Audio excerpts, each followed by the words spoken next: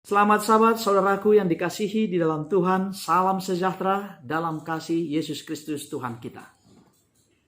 Pada hari Sabat ini tentu kita selalu bersyukur kepada rahmat Tuhan, kasih-Nya yang melimpah. Bapak Ibu saudara-saudariku yang dikasihi di dalam Tuhan, perkenalkan nama saya adalah Pendeta Sumarna Dolok Saribu, dan puji Tuhan atas kesempatan yang diberikan kepada saya untuk melayani di hari Sabat yang indah ini. Saudaraku yang dikasihi di dalam Tuhan, pada saat ini di mana-mana ketakutan melanda setiap manusia. Tetapi sebagai umat Tuhan, sebagai umat yang memiliki suatu pengharapan, sebagai umat yang memiliki dan memegang teguh perjanjian pemeliharaan Tuhan, saya percaya Bapak, Ibu, saudara-saudariku di Amerika tidak akan pernah takut dengan wabah yang saat ini. Mengapa? Karena kita adalah umat kepunyaan Allah sendiri. Dan inilah yang akan kita pelajari melalui suatu pengalaman, ilustrasi yang indah yang terjadi di 2000 tahun yang lalu. Kita tidak dapat melihat dan menyaksikannya dengan kepala kita sendiri, dengan mata jasmani kita. Tetapi firman Tuhan Alkitab telah mencatat dan menunjukkan kisah ini. Boleh kita buka di dalam Matius pasal yang ke-15, ayat yang ke-21 sampai yang ke-28.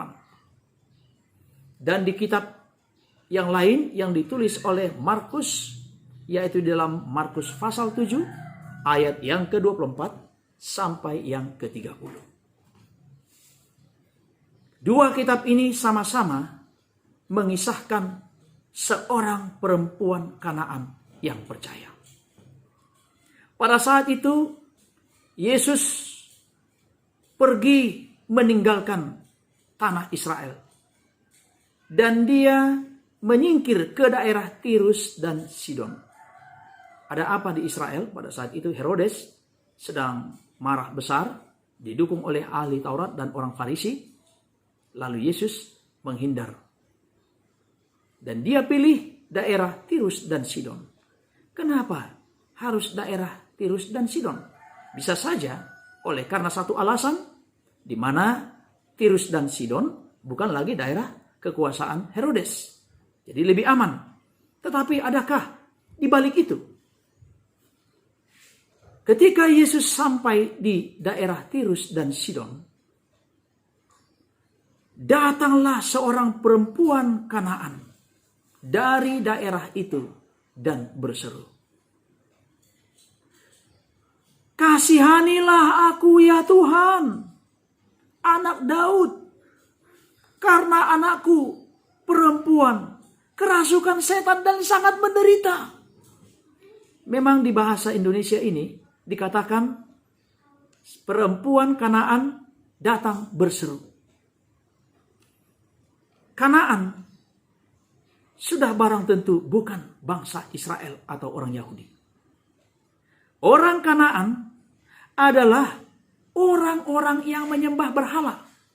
Daerah Tirus dan Sidon, penyembah dewa, saudaraku. Tapi bagaimana mungkin seorang perempuan penyembah berhala kenal dengan Yesus yang datang ke daerah itu? Lalu yang berikutnya adalah Yesus orang Yahudi. Tidak mungkin bagi bangsa Yahudi memberikan pertolongan ke orang yang bukan Yahudi. Yang berikutnya, perempuan Kanaan penyembah berhala ini, dia datang menghampiri tabib dari bangsa Israel, yaitu Yesus. Lalu apakah dia hanya sekedar datang? Oh tidak. Dia bersujud, wajahnya tertelungkup ke tanah. serius dengan permohonannya. Mengapa saudara? Ada beban berat yang akan disampaikan ke tabib orang Yahudi itu. Dia tidak peduli dia ini orang Kanaan. Dia tidak peduli bahwa dia ini bukan orang Yahudi. Tetapi dia memohon belas kasihan dari seseorang itu. Dan bukan hanya sujud sampai ke tanah. Dalam Alkitab King James Version dikatakan, dia datang dan menangis dengan suara nyaring. Saudara, bisa kita bayangkan seorang perempuan yang mempunyai masalah yang berat menangis. Ya. Saya bisa bayangkan bagaimana seorang ibu yang menangis, meraung-raung, Yesus, ya, kasihanilah aku ini. Yesus, tolonglah anak perempuanku. Ya Tuhan, anak Daud, anakku sangat menderita. Dia kerasukan setan. Menangis, saudara.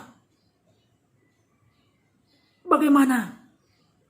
Beban itu sangat berat. Sangat berat. Dan dia harus menangis. Saking dia berseru, meminta dikasihani oleh Yesus. Yesus tidak langsung merespon. Ada dua hal. Yang pertama, Yesus tidak mau tanggapan dari murid-muridnya dan orang yang mengikut dia, orang Israel. Kalau langsung direspon, berarti Yesus telah sengaja meninggalkan Israel.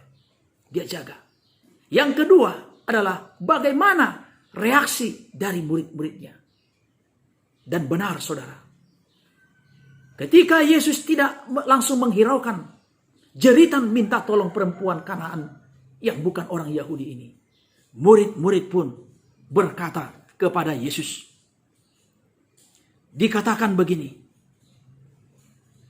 suruhlah ia pergi. Ia mengikuti kita dengan berteriak-teriak, menangis-menangis.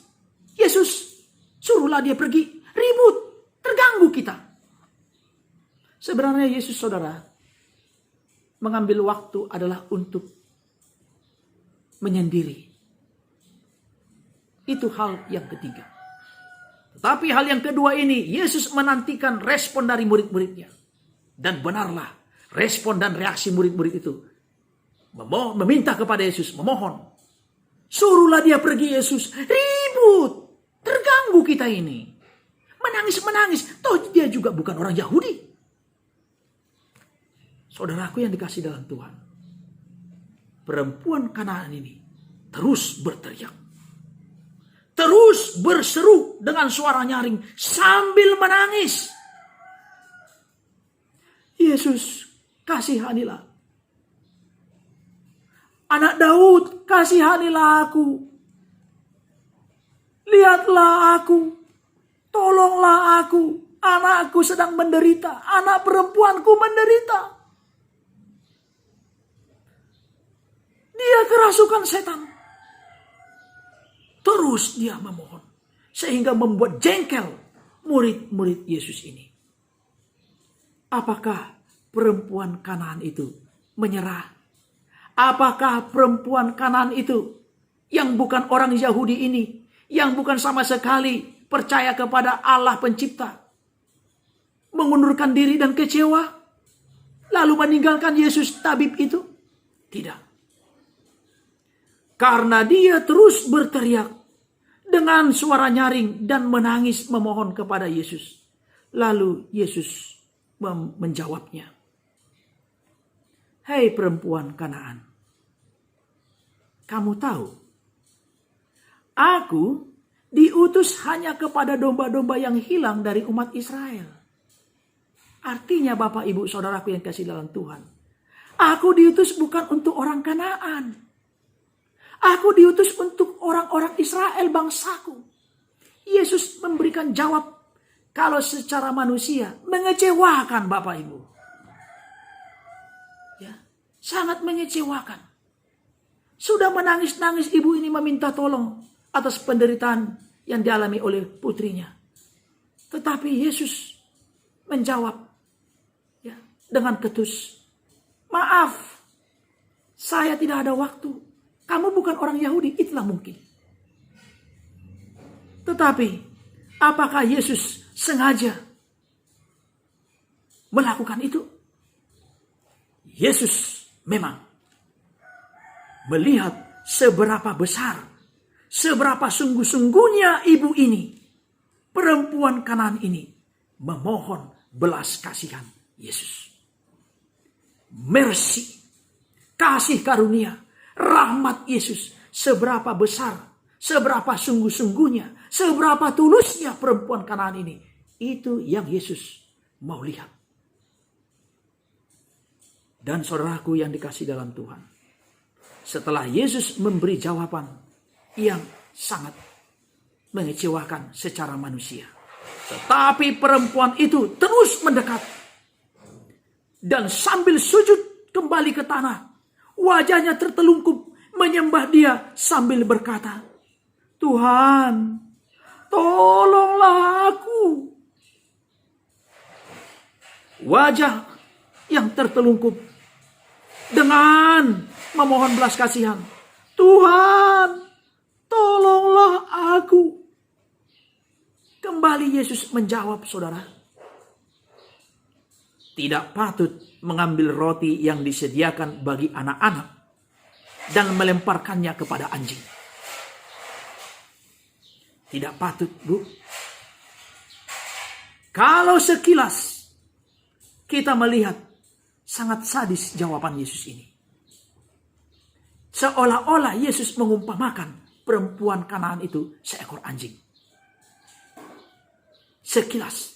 Tapi mari kita lihat. Benarkah demikian? Tidak patut.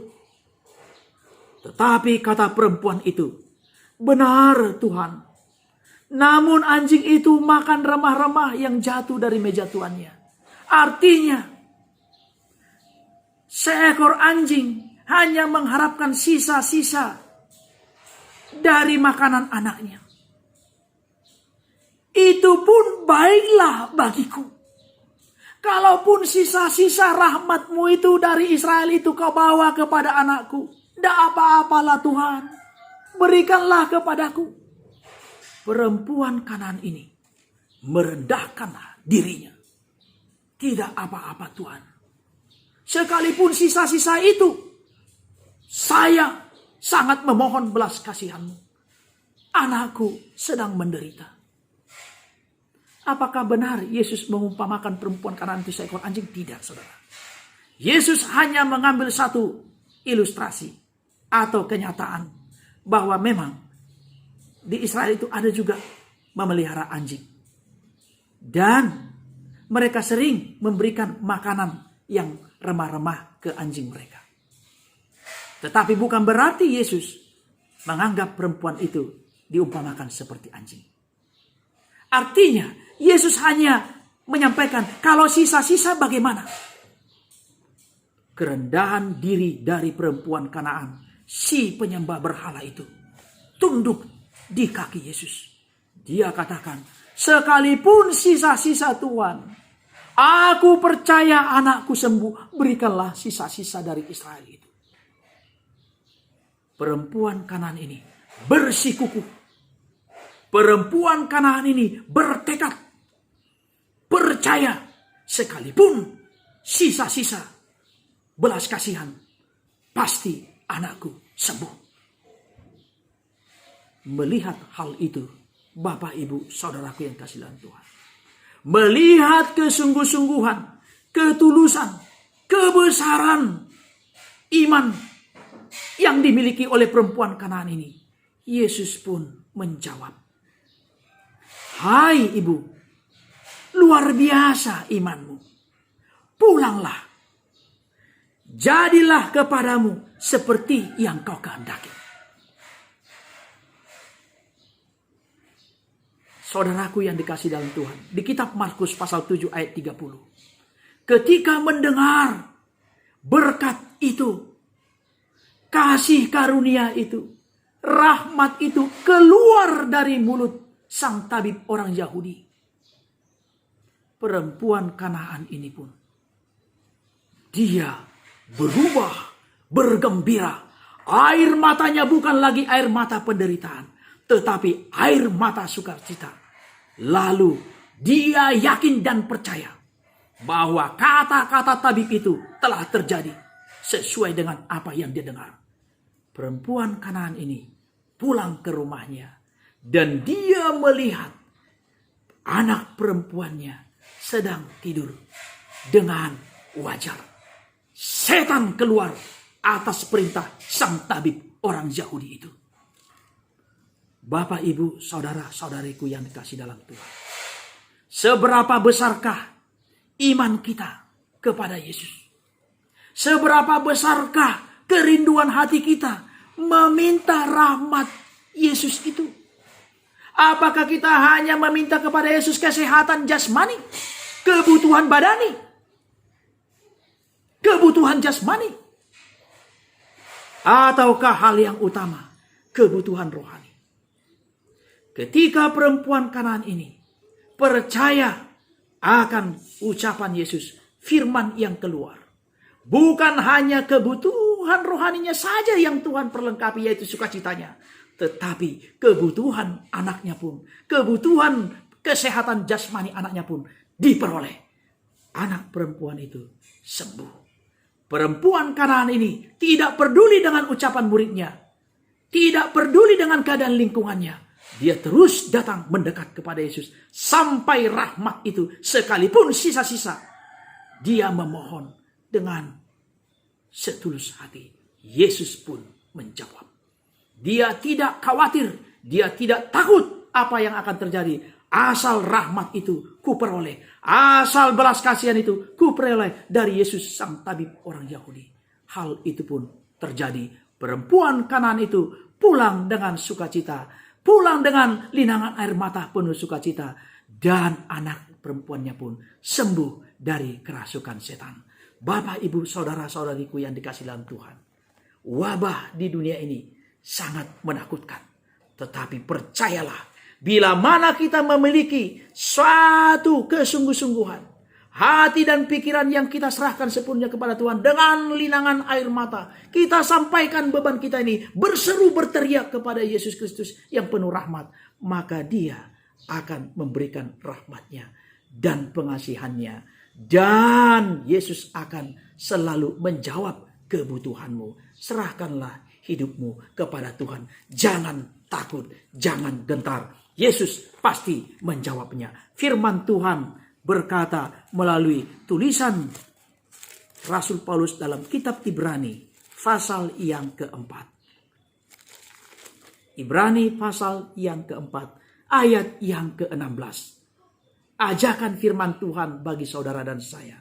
Sebab itu, marilah kita dengan penuh keberanian menghampiri tahta kasih karunia, supaya kita menerima rahmat dan menemukan kasih karunia untuk mendapat pertolongan kita pada waktunya. Perempuan Kanaan itu mendapat pertolongan pada waktunya, yaitu ketika hatinya terbuka, dirinya direndahkan di kaki Yesus, dia memperoleh rahmat. Saudaraku yang dikasihi dalam Tuhan, mari kita tersungkur di kaki juru selamat kita itu, maka rahmatnya akan menjadi bagian saudara dan saya. Penyertaannya akan menjadi bagian saudara dan saya untuk memenuhi segala keperluan kita, terlebih janji keselamatan itu. Tuhan memberkati kita. Tuhan menolong saudara dan saya. Kiranya kasih karunia-Nya senantiasa menyelimuti kita. Amin.